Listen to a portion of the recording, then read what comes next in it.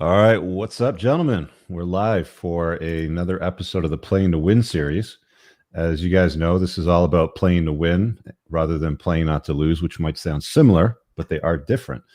We're taking a slight detour from the entrepreneur type business talks that I've had in the past, and I'm joined by a guest today by the name of Abuamerican, who is a Muslim American.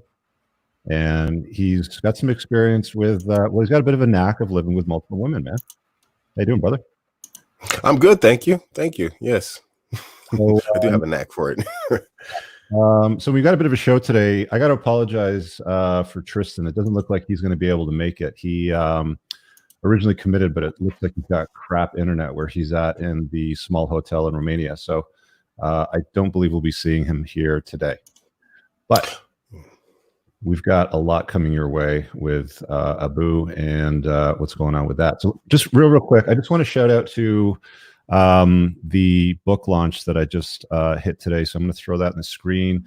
It is now available on Amazon, pretty much anywhere in the world. In some places, it's still not quite available for print order just yet.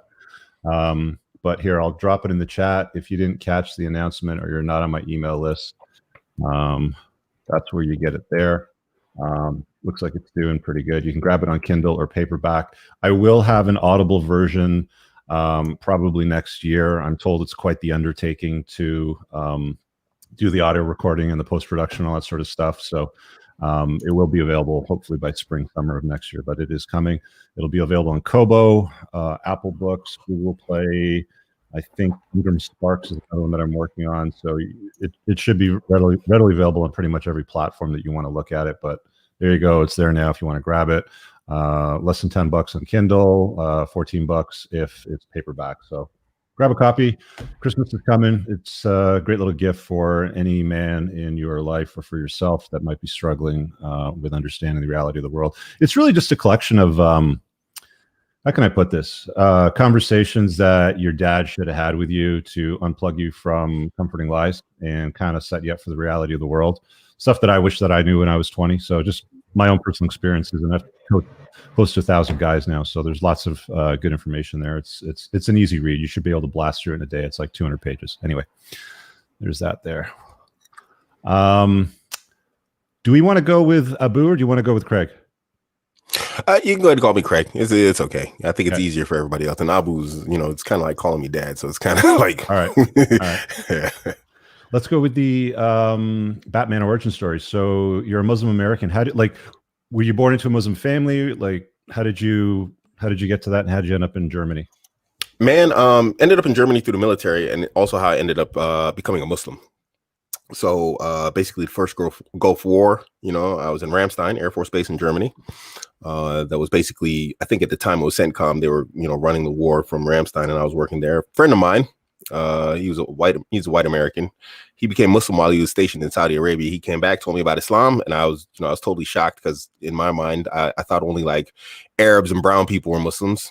And so he started teaching me about Islam. I went to high school with this guy, and then I became a Muslim. Yeah. So I'm the first Muslim in my family. What does the family think of the conversion? My family was okay with it. I mean, I'm actually one of the few revert stories where the family didn't flip out and sort of disown you or anything. I didn't really face a whole lot of problems in that regard. So I feel blessed. So what was it about Islam that attracted you to it? Like, did you just kind of look at it like these guys seem to have it figured out? They have a better rule book than I've been using, or?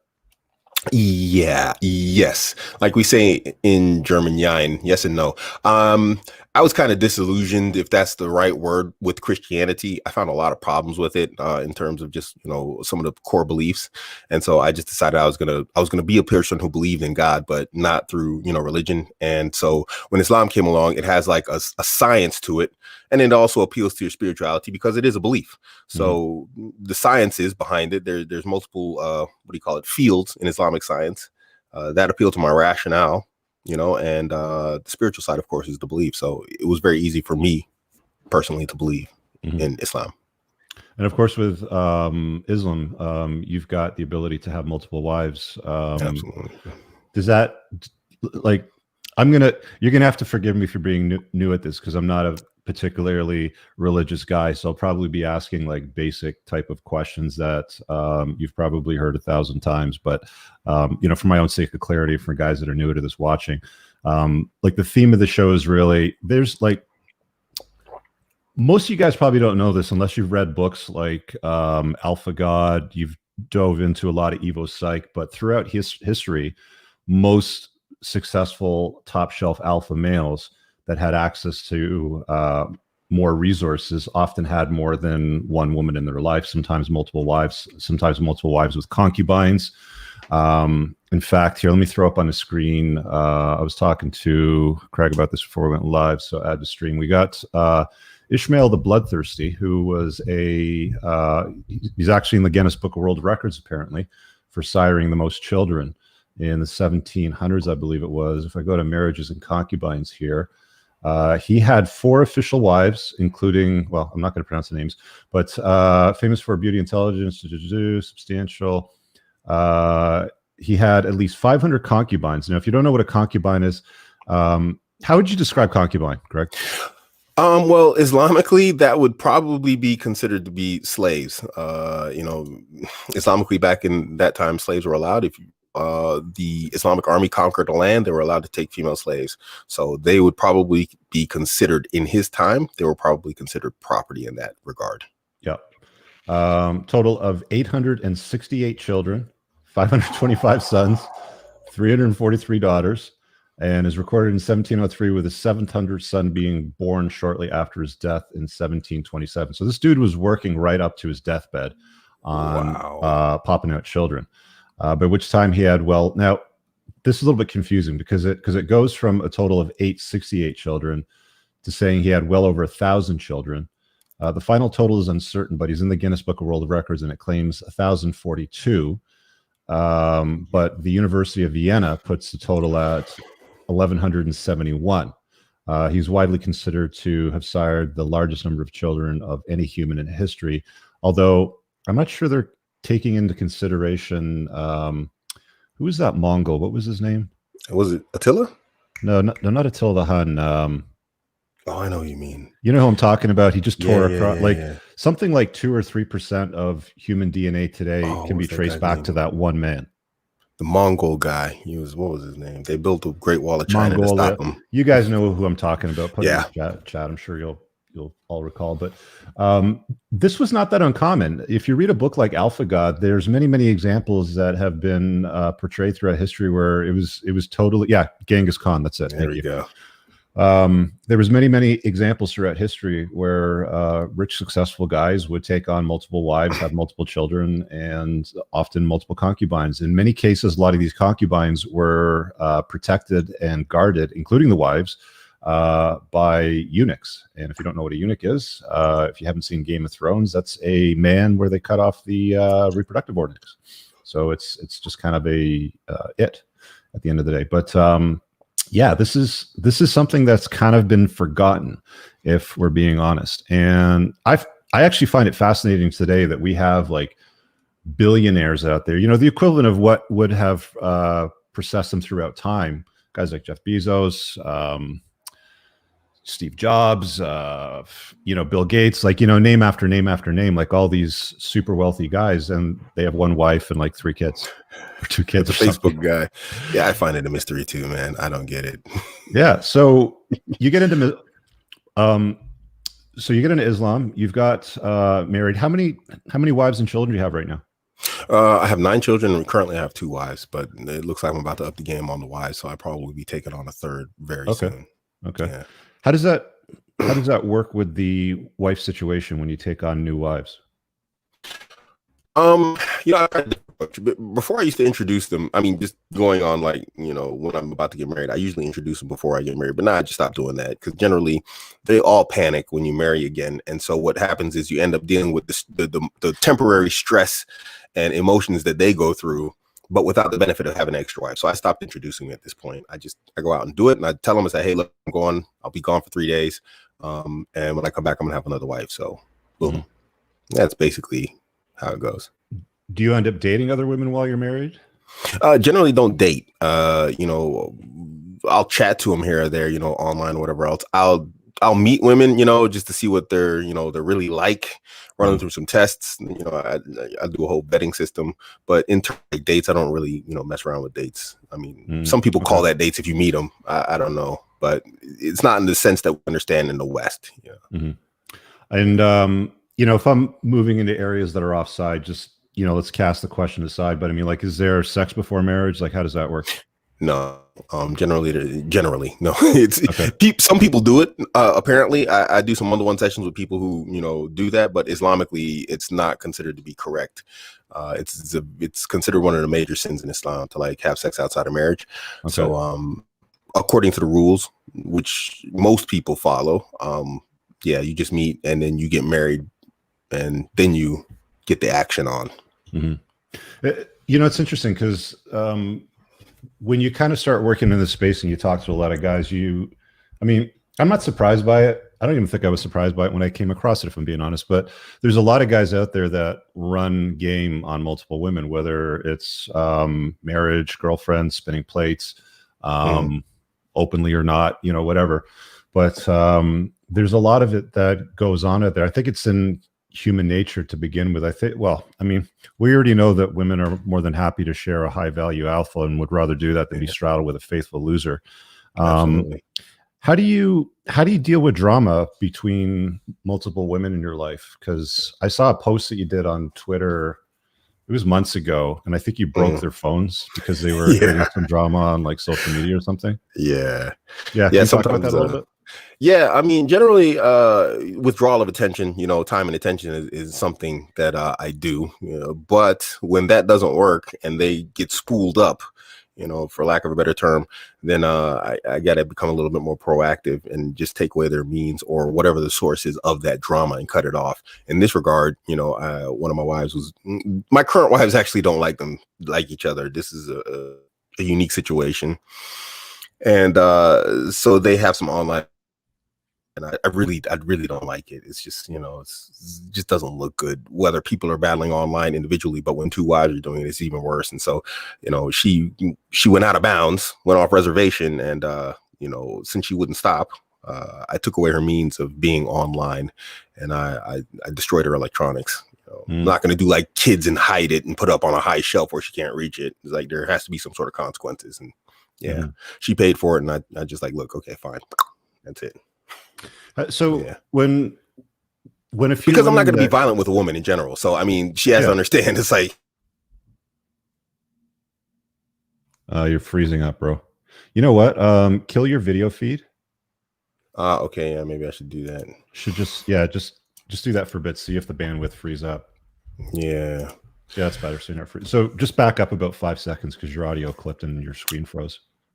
Yeah, contrary to popular belief, beating up on women and stuff is not really a thing in Islam. It is grounds for like her to, seek a divorce. So, I had to take other means to let her know. It's like, I do run the show here, and if you're not going to play by the rules, then we're going to have to take, extraordinary measures to, bring things under control, which was send her back to her parents. That was the next step. But really. Yeah. If you don't behave, I'm going to turn this car around and drop you off at your parents' house, sort of thing. That's it, man. Yeah, that's it. Wow. Okay. There's a lot of women out there. I don't have to deal with drama from one. So anytime there's drama in your relationship, with your wives, you can basically say, look, if we don't tighten this up, then you're going back to your parents' house. Absolutely. And then what happens to the children? Do they stay with you? Do they go with the mother? In this current day and age, they usually go with the mother, but Islamically, after a certain age, the children should be with the father. But at the very young age, there's as far as I know, there's different opinions, but it said it were between like 5 to 11, depending on who you ask. Okay. But I've made it clear at this point with my current wife, if anything ever happens, my son's staying with me because, there's a house full of girls and he's the first boy, and I'm not going to have him, growing up around a bunch of estrogen and, try and emulate it. It's just not going to happen to him. How difficult was it for you to adjust to living with multiple women prior to Islam? Dude, that's a steep learning curve. I first tried it in Qatar, no experience whatsoever, and I had two women who had a semi dislike for each other, and I had a third that was living in Germany, and that was really really that actually brought me on to my whole journey. That's how I ran into like, Rolo and the manosphere and everything, because by definition of Western understanding of what a man's supposed to be doing, that lovey-dovey guy that pays all the bills and all that stuff, I was doing everything right, but everything was still going wrong. And so that was tough. I don't advise anybody, if you don't have any experience, with multiple women running game and then multiple relationships, do not just try and like, hey, I'm good with women, so let me grab two and put them in the same house, or, run an open game. I don't advise it. This is something that takes practice time. You want to talk to other people who've done it before. It's not a sales pitch. I'm just saying, find somebody who does game like that and talk to them. It doesn't have to be me, but it's not something to mess around with. You can really, if you have a hard time with women and the drama of one woman, multiply it by 2 or 3 or whatever else, it can make you crazy, Yeah, like that's the thing that I hear often from guys that are running multiple women simultaneously, whether they're married, whether they're girlfriends, whether they're having just children with them. It's like, yeah, they hate each other. And I often wonder, like, are we just complicating our lives as men by inviting this into our day-to-day now? I mean, like the world we live in today is not Ishmael the Bloodthirsty. Like he would just off somebody if he felt like it, right? True. He's running a harem of like 800 concubines and siring over 1,000 children. He's got like a military that's like collecting all these beautiful women and bringing them back to him, sort of thing. And he's assigning eunuchs to them. It's like, this is a slightly different time today, right? Like, I'm wondering, how is it that this works in this environment, especially when we have this toxic version of feminism that's unavoidable. I mean, it's going to reach all women. That's going to tell them, don't do anything for the express pleasure of men. You are worth the same as men. You're exactly, the same as men. You're identical to men. There's no difference between the two of you. And there's all this blending of all this sort of stuff. Like, I'm just wondering how that all works for you today, because that must have been you said it was a steep learning curve, but talk about that a little bit more. Do you have some stories that you can share? Yeah. Well, what I did was I got married. I was married to a Kenyan girl, and I actually picked her up in Kenya. And I brought her back to my place, and I met a Somali girl. Yeah, absolutely. I mean, drop dead beautiful Somali girl. And so I was going to get married. I didn't mention it to anybody, not out of fear. I just, going back to the principle that I'm following now, just do it and don't talk to them about it. So basically, I went and I got married. And I told the Kenyan girl, I said, look, I'm going to get married. I'll be gone for 3 days, because that's what she was previously married. So non-virgins get 3 days, a virgin gets 7 days. So I said, I'll be back in 3 days. So I took my new wife, and we stayed in a hotel, took her around, little marriage. What do you call it? What's that thing called when you get married? I don't know. Anyway, honeymoon. There you go. So took her on a little like honeymoon, and then her home. And it was just kind of like, okay, here she is. And then here's your co-wife, because the Somali girl didn't even know I was married, So on the way to the house, I said, hey, look, we're about to go into a situation here, and I'm going to need you to like, cooperate and whatnot, and, think about the situation. And then she's like, well, what is it? And I was like, yeah, well, you got a co-wife. She's here, and she thought we were like all going to be in the same room or whatever else. I had a massive villa. So there's some brief drama where she like freaked out, but really it went smooth. I put her in her apartment, and they were combined in terms of the kitchen and some of the common areas, but otherwise it was big enough to where they wouldn't run into each other.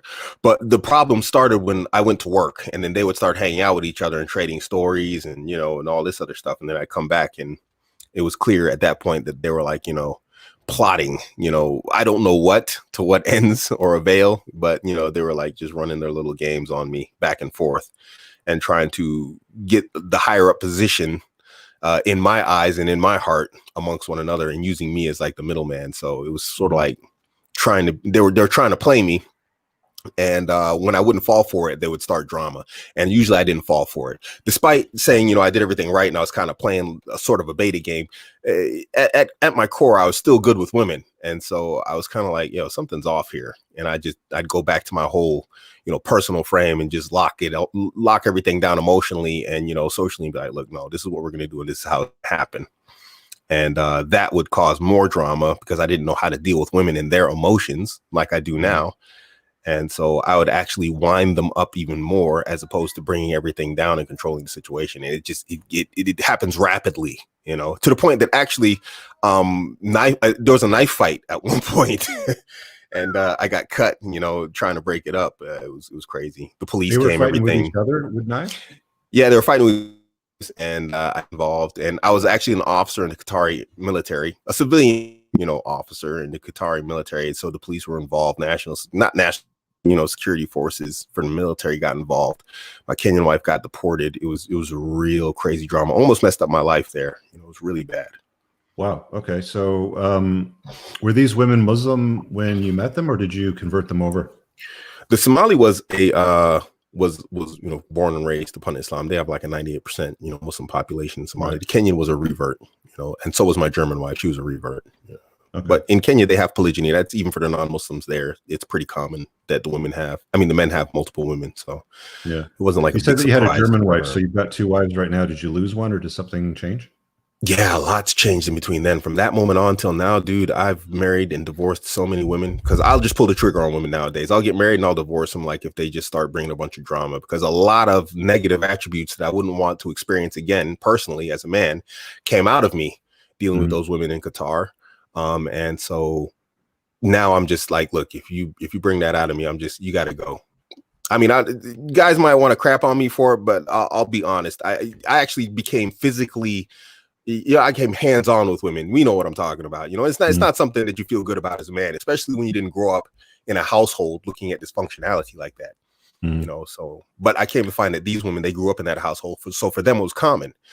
What was fortunate was the law in Qatar, because it's the Middle East, is always on your side as a man. You could Superman punch a woman and they're just like, yeah, whatever. That's a personal thing. Y'all gonna have to deal with that on your own. So just now I just get rid of women when they bring me to that level of anger. So I've been married and divorced too many times since then, but I've been using each one as a learning experience. And that's why I put out my guide to what type of women to look for, what not to look for, because I've seen it all really. Okay. So how many wives have you had total? No, I'm thinking here. I know my video's off. 11 or 12. Yeah, like 11 or 12. Married. Yeah. It's been a lot, man. Okay, so you had a dozen wives roughly, but you got 2 right now that you're still with. How long have these 2 been with you? My first wife, 4 years, coming up on 5. The second one, 2 years. Okay. Yeah. And what about the children? Like, did you have any kids with the other 10 odd women too? Yeah, one of them I had kids with immediately. It was a Yemeni girl in London. She got pregnant very quickly, and I have a daughter in London. I still talk to her online, but I haven't, because of the whole Rona stuff, I don't go see her that often. I had children with my current wife, Indonesian wife. I have 2 children, 6 with my ex, and 1 with the Yemeni girl. Yeah. Okay. And do you normally keep them in the same house, or do you have separate apartments, separate houses for them? Like, how do you normally run that? Well, my sons and whatnot, and my daughter, they come up here regularly. My ex-wife that I had 6 kids with, she's my neighbor. Literally, we live in a split house, and she's my neighbor. She lives in the next house in the same building. And so my kids are over here with my other kids from my Indonesian wife regularly. Like today, me and my son, we were doing some MMA training, and he was a little brother from my current wife. It's they see a difference. They just see siblings. And that's how I raised them, actually. So yeah. How does that work out for you? Like, if you're living with 2 of your wives, you got an ex-wife next door to you with a few of your kids as well. Like, what's that like? It's good and it's bad. I mean, there was a point before my ex-wife got married that, she would literally do anything for me, so like she would go to the airport and pick up. I have a Polish ex-wife who is Muslim, and she would pick her up from the airport for me when I was working, and I didn't have time to pick her up. But at the same time, it was bad because she would start, telling her stories from the past that she, as a woman, maybe saw harmless. You never know. How to sabotage and play those little social games, and that would bring up, questions with the Polish girl that just like, it's not your concern. What are you asking me this goofy stuff for? That was a really good relationship because, she fit in the household really well. And, it was great to have multiple women walking around the house, skimpy clothes and all that stuff. It was great, man. But bad is bad. And she had to go. She was a bad apple, unfortunately. So, do you do any vetting before you marry these women? Because, I don't want this to come off as sounding disparaging, but you're not batting very good when it comes to success with picking wives. You've got 10 or 12 ex-wives. Is there any vetting that's involved beforehand, or is this like a skill that you've kind of learned over time to try to, deal with not having the negative consequences along the way? Some of both. I mean, generally I did some vetting. And some women, like the Polish woman, she was really good at hiding who she really was. Other times I was like, you know what, I know this is a bad idea. Let me go see if I can do it. And I tell my guys all the time, I do it so, I try everything so you don't have to. And sometimes I'm just like, I know it's a bad idea. And I'm like, maybe let me see if I can actually flip this situation. Let me see if there's actually an alternative here that will work. And generally, no, it doesn't work, so yeah, some of it's experimentation. Other times, it's just one slips under the radar. But yeah, I do vetting, and I've struck out more women than I've married. I've written off hundreds, if not more, of women than I've actually married. I just struck 4 off a list last week, just for, what is it called? Not ghosting, but when you set up a meeting and then they flaking. So flaking, so I just like, okay. Yeah. So. All right. Yeah, I want to talk a little bit more about the vetting. I know that you have a course on it, based on your experiences, but if we can get some of those details, that'd be awesome. Let me just grab these chats here, because I got a few channel members that just joined. So welcome Tiago, and welcome Brofius Maximus, who just left a comment, which I'm sure you've heard before. He says, my BS meter broke like 20 minutes ago. I can assure you that Craig's the real deal. I've talked to him a number of occasions on different lives, and I've watched some interviews that he's done and followed him on social for quite a while. But why do people call BS on these stories for you? Like, is it just because it's too far out there for them? Like what do you think it is? Yeah, I talked about this. You see this a lot in the Islamic community amongst Muslim men, and the concept and the idea that a guy can actually have multiple women and happy to live with you and happy to be with you, it's alien to them because it's not their experience with women. And so they have a very difficult time thinking and believing that that's possible for someone else, especially if they believe they're better than you. And most people online, they have that idea, if he can do it, I can do it better. And I can't imagine being able to do that. There's no way that guy can do it. It's just, it's limitations, self-limitations, and there's not much you can really do about it. You just keep living your life. And the proof is on my channel. I'm literally in this house that you can see it in the background. You can hear my women. I don't put them on camera. And you can hear us all in one room having a conversation live. So it's not like the proof isn't there. The receipts are there. It's just go check them out. The videos are still up. Yeah. You mentioned your YouTube channel. What's it called? Just so people can find it. Yeah, Abuamerican, which is Abuamerican. Yeah. Okay, so just drop the .com, plug that into YouTube, and you'll find his channel. Yeah. Yeah. Okay, so talk a little bit about the vetting stuff. Can you give us 1 or 2 examples of maybe tests that you issue, or what it is that you look for when you're vetting for women to invite into your life on a more permanent basis to, cohab with you and other women? Yeah. One of the tests actually I got from your channel, man. You're doing you showed how the if she opens the door for you type of thing, in the car. So one thing I came up with was holding my stuff. So and it comes in a pretty heavy backpack. I carry it. It's a lot of equipment. So one thing I'll do is I'll just fake like I have to go to the back. And this is sort of like the will she lock the door for you type thing. And so one girl, I was like, hold this for me. I went to the bathroom, made a couple phone calls, talked to a couple of girls. I came back out and I just made her carry my stuff around just to see how she, how she'd respond. And she didn't complain. She didn't here, take this off me or whatever else, it sounds very simple. What the heck, how is that anything? But it just shows what she's willing to go through for you as a man to carry around your heavy, bulky stuff, on a hot day and not complain about it. Another girl, I asked her to hold my hat. And she really freaked out, no, what? Ew, what are you? And so I was like, oh, wow, okay. It was simple. It was my hat on a winter day. And I just asked her to hold it. So the same bathroom trick, but I didn't have anything heavy with me. And her just freak out, was was really clear. And it turned out she was really actually a bad person too. It took a couple more meetings to figure it out. But at that point, I was like, wow, okay. Oh, yeah. So I'll put them under some sort of emotional pressure, stress or whatever else and see how they respond to it. Yeah. Yeah. I've told the story before about this guy that I was carpooling with him for about an hour and a half going up to a lake house party a few years ago. And he was a Muslim guy from Indonesia. And he was telling me about the process that he used to vet women for girlfriend / marriage. And what he would do is on the first date was he'd invite him over and assign a task to them, like folding laundry or organizing his closet or some shit like that on a first date. I was like, how did that work out? He goes, worked out pretty good because my current wife, she's been with me for a while. Everything's awesome. She's totally my frame. Standard sort of stuff. But yeah, I find it interesting because it's unconventional, and most guys, when they hear it, they're like, oh, how can you do that? That's too much. That's it's way out there. It's like, okay, well, you got to be open to other ideas. I often tell guys that a lot of us are looking for answers, and the solution to just about every problem that we experience in life has already been found, and it's often not within your realm of knowledge. It's just somewhere else. So I like having these conversations with people just to hear what they're all about and what they do with things. Like, I just think it's fascinating. Welcome to the channel, Juan Francesco Alonso, new channel member. Looks like we're pulling in a few new channel members today. Nice. By the way, guys, when you become a channel member, sometimes when I'm popping out videos, there's like 1,000, 2,000 comments. I don't have time to go through them all, but I always do sort the comments by channel membership. So if you ask a question about something you're watching in the video that needs clarity, I will find it and I will answer it. So that's another perk to joining the channel membership.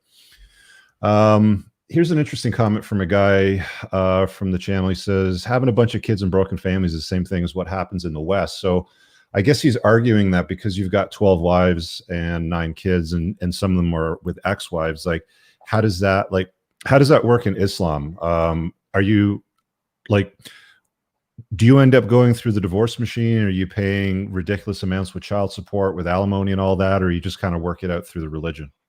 No, religiously, a woman is not entitled to alimony. She doesn't get any support. She's allowed to stay with you for 3 months. Islamically, it's called her iddah. She has 3 months, and then she has to leave your house. You shouldn't kick her out. She stays 3 months, but you're divorced, and then she's got to go. But after that, there's nothing. She doesn't get any payments. She doesn't get anything like this. You do take care of your children. Obviously, they're your children. I mean, I think that any man should want to do that in general. I mean, why did you have them? But otherwise, there's no obligation on you as a man whatsoever to the woman once the marriage is over. Financially, emotionally, nothing. That's it. She's now considered to be we call it non-mahram. That means like she's a stranger to you, right. and that's in all ways. So okay.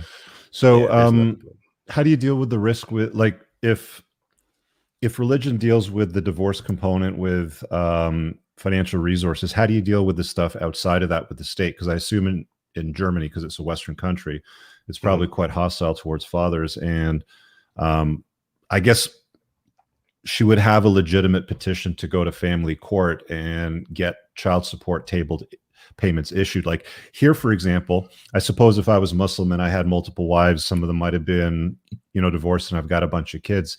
If we split up and I tell her to take a hike and I say, look, the child needs whatever, $500 a month. I'm going to take care of that. Don't worry about it. Everything will be covered. But the child support tables based on my income say that she might get $4,000 from me. Like, how do you deal with that struggle that she's got in her head? Because women are solipsistic, they're hypergamous, they always want, what's best for them, of course. So why would she abandon her right to $4,000 a month and just settle on the $500 because of religion? Like, how do you deal with that part? Well, I mean, actually, it works. Let me be clear. You can get caught up in the child support mill of the West. That's an absolute fact. Okay. A lot of families, not all, obviously, but a lot of families, it's more a matter of shame, for that to happen.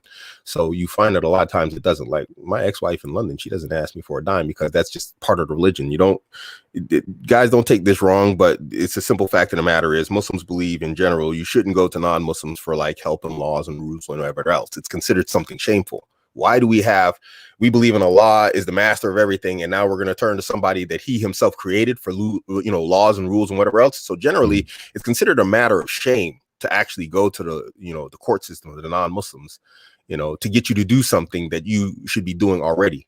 So it can backfire on them to go to the courts, and it can backfire on you to not, meet your obligation. Your obligation isn't very heavy, obviously, but nonetheless, if you don't do it, it can backfire on you because as Muslims, we do belong to communities, and we do use social shame. It applies to me, it applies to other people, and so that's something that still exists in Muslim communities. It can follow your name, in a bad way, no matter where you go in the world. So it tends to work itself out. But you do have families that will go to the court, and it sucks to be you if it happens, just like it does anyone else.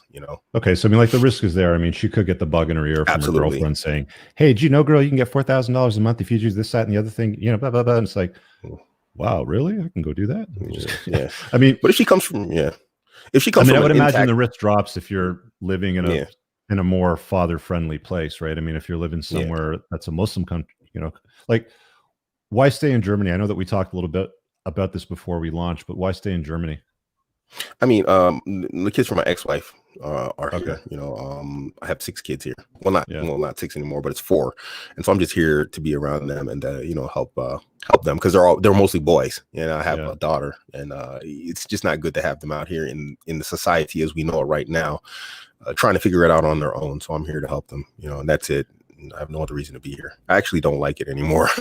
Yeah. I mean, I totally get it. Did you ever see that Netflix series? I think they ran it for one series. I can't remember what it was called, but it was about these, I don't know, it's out in Salt Lake or Utah. What's that religion where they have multiple wives, but it's Christian?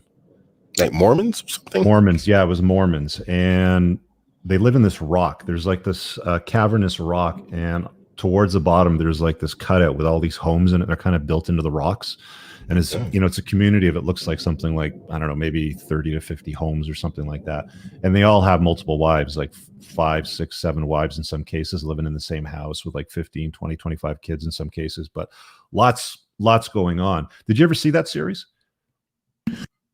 No, actually I didn't. Believe it or not, I have a TV, but I don't watch it. So I haven't watched actual TV in decades. Oh, good for you. Yeah, you're better off that way. But I mean, sometimes I like to zone out to a series. But anyway, so the long and short of it is that in that culture, like in that religion, in that zone, it's really a bunch of beta males who have multiple wives and multiple children as a function of religion, because they all subscribe to the same narrative.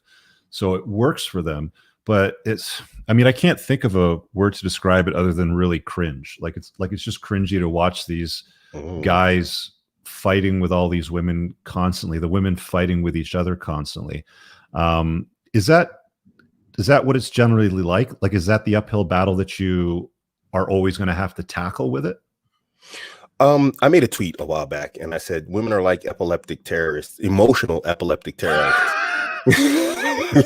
At some point, they're going to have a seizure and a fit, or they're going to go off the reservation. I think all women, whether you're monogamous or you have multiple women, it's just part of who they are and their function as emotional creatures that they go off the reservation at some point. So if it's a constant problem, then you really need to look at the relationship on a whole and where you're running your game wrong. But in general, things should be smooth. I mean, as long as I keep these 2 women apart, I have a wonderful marriage. I mean, I wish wonderful marriage is. I wish I had that with my ex. I call her Becky, because I could actually have them in the same house. I think I'd have knife fights again in this particular regards. So it really shouldn't be like a bunch of battles and chaos and you shouldn't be arguing with women anyway. I don't know who the hell does that or why, but it really shouldn't be a rough ride. It should be pretty smooth, unless you're doing something wrong or you pick the wrong woman. That can also happen. You can do the right thing with individual women and then not look at how she's going to fit in with the other woman, because that's also a factor you need to look at when you're having a harem of women. How does she fit in with other women, not just you? Because if you're going to have them, as multiple women, and you're going to, run that as, in my case, as a family, then it's going to, you got to be a little bit smarter than just like, oh, but she responds really well to me. You have to look at how she responds and cooperates with her co-wife also. So if you don't take those steps, you're going to have a hell of a battle, and you're not going to figure out why, because they're doing their women catfight thing and you're not a woman. And so you shouldn't understand what's going on. Let me rephrase that. You should understand what's going on, but you're not going to be able to fix it. And if you do pay attention and you do it right, then you should have a very peaceful situation. There's no reason why you should have multiple women and like a bunch of problems. It actually gets easier if you did your homework right. Yeah. And when it comes to stuff like intimacy, for example, is it one woman at a time? Do you guys all get together at the same time and just chop it up? Like, how does that normally work for you? Or does it just depend on the women that are in your life at the time? Yeah, one woman at a time. It's not Islamically allowed to, do the menage a trois, I think it's called. Okay. Yeah. Okay. So it'd be Islamically, like, it's do you not have like a allowed. One at schedule? a It's time. like, Thursday, Friday, Saturday, or with wife one, and Sunday through, the rest of the week you're with wife two. Like, how do you do that normally? You can break it up how you want to. I mean, Or you just sleep in your there's three. own room? Do you You, sleep in your own you room? can Like, do what do that you usually too. do? Usually, what I do is I do one night on, one night off. So generally, my thing is like, up until sunset, it's your day, and then the next day, the next girl gets that. It's your day up until sunset, and then I switch. Which some guys they do 3 days, some guys do 2 days, but generally I like to switch it up every night. It's like that's why I got multiple wives. I want to enjoy that as much as possible. So is that the best part of it, like the variety? It definitely helps. I'm pretty sure you're good with game or whatever else. After a while, women become women, so it's just kind of like, yeah, all right, good. You got that. Every woman's got that, you got to do a little bit better. So, yeah, but that helps. That does help having the variety. Absolutely. Got it. So you said earlier, I don't know, it was like 20, 25 minutes ago, but you said earlier that you kind of were brought to the red pill into like Rollo's work because of your early experiences getting involved with multiple women in your marriage. Like what was it that you needed to solve? Like what lessons did you learn from the red pill, I guess? Man, that's a lot, dude. I mean, you could fill up the show with this. Okay. I learned a whole lot, that's why I love Rollo so much, man. I love that guy to death, man, because he really cracked the code for me. Let me say, I would get into relationships. I kind of had alpha game, like, for lack of a better term. We're just going to use that term because that's the term everybody understands, even if it's derided nowadays. I had a lot of alpha game and I did really well with women. But when I got into a relationship, I'd go really beta. Not really beta, but I'd kind of like, soften up and sort of like let down my guard. And so reading Rollo's work actually like cleared up what I was doing wrong. And so we know that this book is not really prescriptive, but I could use it prescriptively in terms of my actions because I understood what was happening. So in terms of the relationship, at first I was running multiple wives like I was running a single one from like a sort of like a beta frame. And it was just all I was doing is amplifying all the problems that a man in a beta frame has in a relationship with a woman times 3. And it was, dude, I ended up in a cardiac hospital. I was so stressed out. It was so important to me to get it right. No, I'm not even joking, man. And I was in a hospital. Hey, dude, I'm totally believing you here. Like, I'm not laughing at you. Trust me, I'm laughing with you on this one. Yeah. So after I got out of the hospital, I kind of went crazy mad alpha on him. And this is when my firing streak started, and I was like, look, I said, when I get out of this hospital, if you don't follow the rules, you're gone. And I stuck to my word on that. And I mean, I just fired all 3 of them like within like 6 months. They were gone, all of them. And that's when my process of like, marrying and like starting to like, really figure out that you got to pick these women, accordingly, correctly. That's when my entire process of started. And I ran into the manosphere. I think the first guy I ran into was like Corey Wayne. His work was, the 3% man was kind of some nice work. But then I ran into Rollo and that was it, man. That just closed the deal, Yeah. Far better work over there. I got a super chat here from Neo. He says, the Unplugged Alpha, currently reading. Thank you, sir. Bomber Command. Yeah, it's an uncomfortable book of a lot of cold hard truth bombs. It's for guys. I get a lot of, well, not a lot, but I get some women that have messaged me like, oh, I'm going to get a copy too. I'm going to woman. It's like, nope, don't buy it. If you have sons, maybe yes, give it to them, but it's not for women. This is a book for men to help clear their mind. And so, the kind of stuff that, Craig was talking about earlier, you don't invite into your world and end up in with a cardiac issue in the hospital. Yeah, absolutely, man. Shit. Oh man. I like this conversation. We got it like another 15 minutes or so before we should probably start wrapping up. But okay, what are we missing here with this conversation? Like, what should guys know that they don't know when it comes to running harem game with multiple women? Go ahead. What should they know that they don't know? That they think they know, but they really don't know until they start running it. Aside from the drama and the stress component that still exists. It's easier than you think. That's something that most guys don't know, but they should know. Most guys don't know that. Having multiple women is actually not a complicated issue. More women than most men would believe are okay with being in a harem. Something that incredulous to most men, it's really not. I find that being in tune of like 70% of the women I talk to are completely okay with it. And then you'll have like maybe 10% who are not, and the rest, everything in between, then they need convincing, not convincing, but they're sort of like on the fence, like, oh well, I don't know, I've never really dealt with anything like this, But hey, man, the bar is so low with men. Men out there are so just a mess with video games, pornography, whatever else. It's so easy to stand out and be that guy, that you can score multiple women openly a lot easier than you'd like to think it is. Most men don't know. It's not difficult. Just go for it. Mm-hmm, mm-hmm. And best place to source multiple women for the way that you run it? Well, because I live in the bush. I live in the armpit of Germany. I use online. But generally, if I'm an agent, I do direct approaches. But because I live in the armpit of Germany, I use online. How do women normally respond when you get to the conversation? And how do you get to the conversation? Like, I've already got 2 wives and 9 children and 12 ex-wives. It depends on how I feel about the women. If I feel about, if I think she's attractive and I like her, I'll actually be more direct, and I'll bring it in, because I use cocky funny. It's my thing. And so I'll bring it in with jokes, but when they generally don't joke about that type of stuff, and they get that you're saying something, they're not stupid.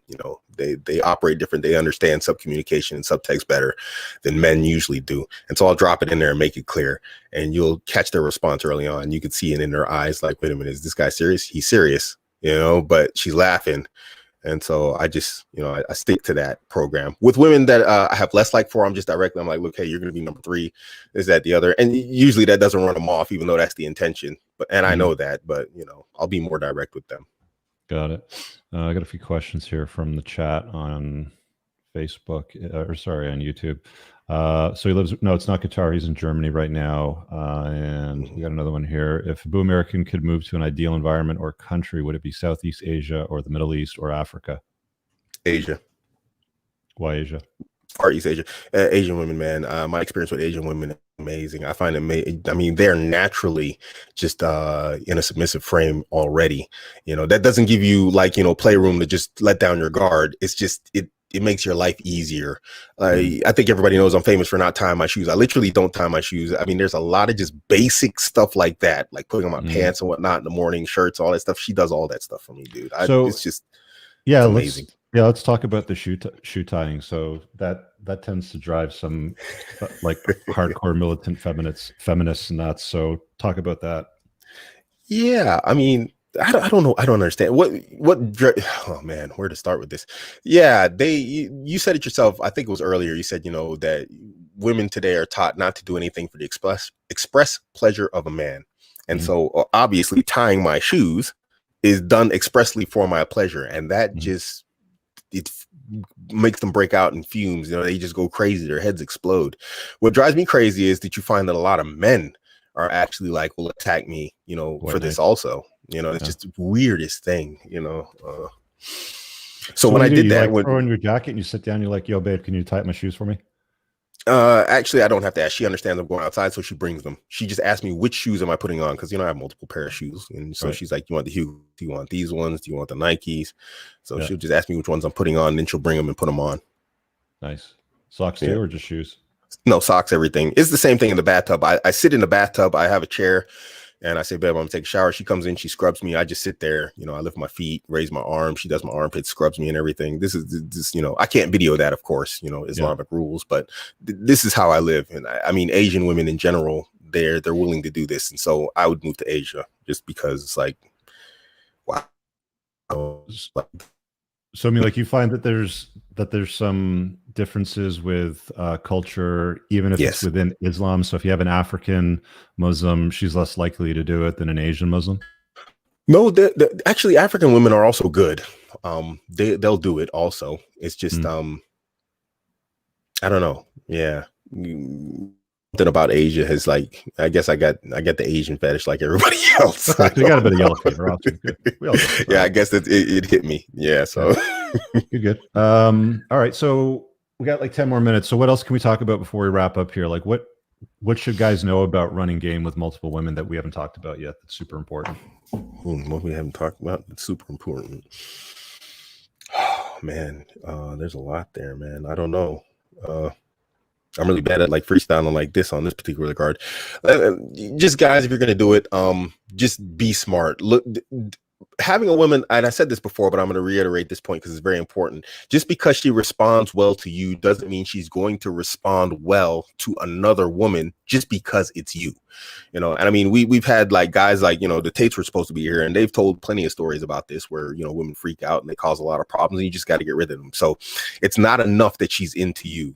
She has to be like completely compliant type of woman, and you have to look for this type of woman, you know, and they're out there. Don't you know, don't believe the hype. They are out there. That doesn't mean she's going to be around forever. I mean, I think you guys like to say, what, it's not my girl, it's just my turn. It's not yours, it's your turn. Yeah. Sometimes you got to let them go, and you can't be ashamed of it. You can't be shy. It's, you know.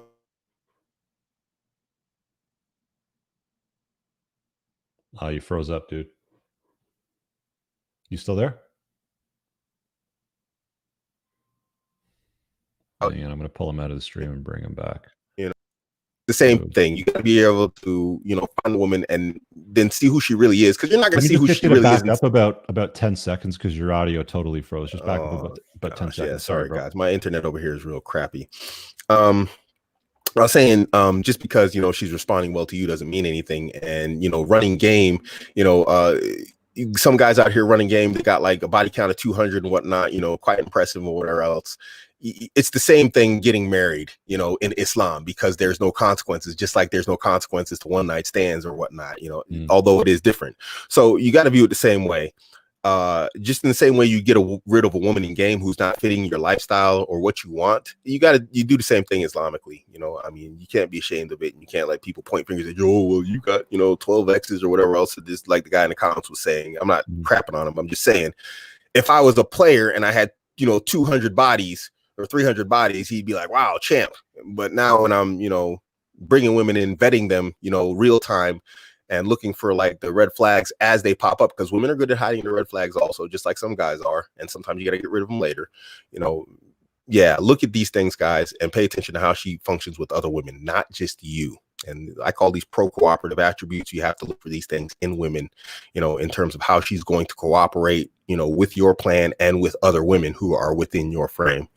This is a point that a lot of guys don't take when they're trying to run, you know, game. They think, oh, she loves me, so she's going to do anything for me. Yeah, she'll do anything for you, but you put another woman in the box. It's like putting two cats in a box. Some cats are going to get along, others aren't. And so these are things you have to look at.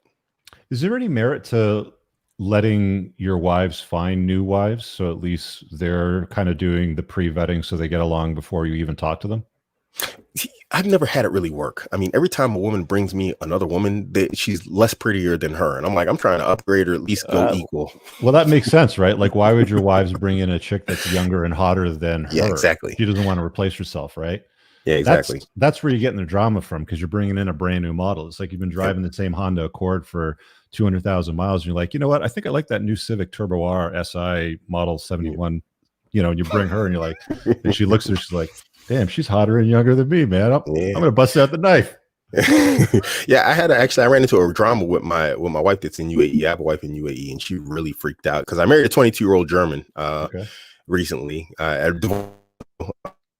You know, she really lost it. It was a drop dead beautiful 22-year-old German girl. She was totally cool with like multiple wives and everything, but it just didn't work out. The age difference was pretty significant, and her mentality was pretty bad, you know, because of it. But you know, she was an epileptic terrorist, you know, the other one. So yeah, stuff you got to deal with. Got a couple of we got Flex Wheeler over here. Mark Daniels, he says, I remember having 3 going at one time, 3 steady girls, plus I had one other woman on the side. It about drove me crazy. I remember saying, God, get me out of this. Yeah. Brofius Maximus, I'm wondering how what is that? Imam reacts to the running game? What is that? Can you explain that? Yeah, I mean, Imam is like a pastor or a preacher. They have a little bit more authority in the Islamic community. I'm using terms that guys will understand, because I'm going with the concept and the understanding that most guys are not going to be Muslim viewers. So when I say game, it's not in the sense that you understand game in the West. It's just an easier term for guys to understand and you know, associate to what I'm saying, you know, to relate to what I'm actually talking about. But game in the sense of, you know, running game, it's not the same. It's not what I'm talking about. I just don't know how else to explain it to you. Got it. Let me throw up. Is Twitter the best place for people to find you at, bro? Yeah, it's the easiest place to get a hold of me. It's the fastest and easiest. All right. So if you want to find Craig, he's at Abuamerican. He's got a website, as you can see on the bottom, abuamerican.com, and you have a program on Gumroad on learning how to vet women for, I guess it's living with multiple women in one house. Indeed. I've got 2 of it, actually. I just don't advertise a lot. I'm not a really salesy type of guy. Maybe I've got one up on running a polygynous household. It's a video course.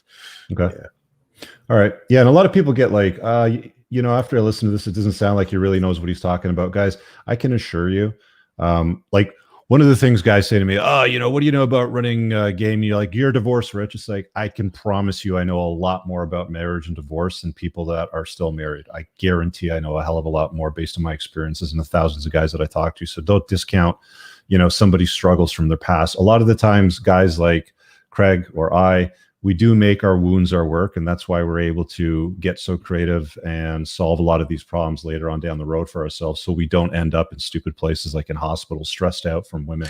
Yep. Yeah, let's wrap it up on that note. I enjoy talking to you, man. This was fun. So you can find him, man. Yeah, so you can find him there. Abuamerican.